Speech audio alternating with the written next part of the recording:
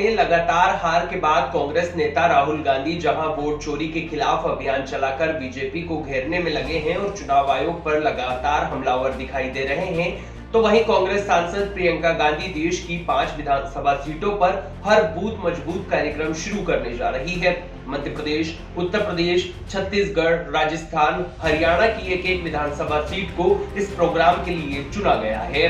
कांग्रेस की राष्ट्रीय महासचिव प्रियंका गांधी इस प्रोजेक्ट को खुद अपने कमान से संभालने वाली और खुद रणनीति बनाने वाली है।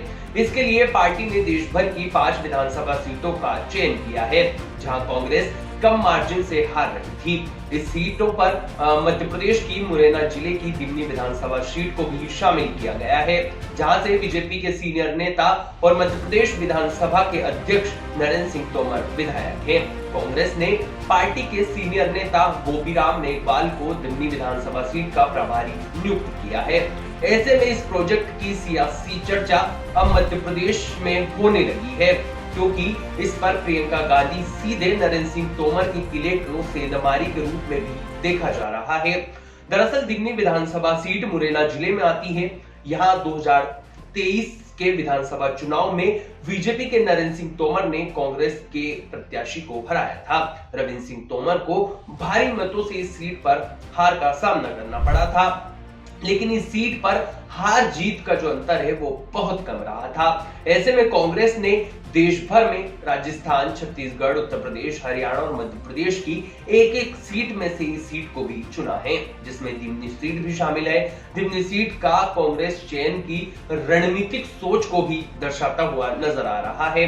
यहां सीट पिछले कुछ सालों से बार-बार राजनीतिक बदलाव का दौर देख चुकी है। साल 2018 में यहां से कांग्रेस विधायक चुनकर आए थे, लेकिन 2020 में वह ज्योतिरादित्य सिंधिया के साथ भाजपा में शामिल हो गए। उन्हें बीजेपी ने सरकार में मंत्री भी बनाया, लेकिन जब उपचुनाव हुए तो डंडोतिया जो है वो कांग्रेस के रविंद्र सिंह तोमर से चुनाव हार गए और यह सीट कांग्रेस के पास ही रही।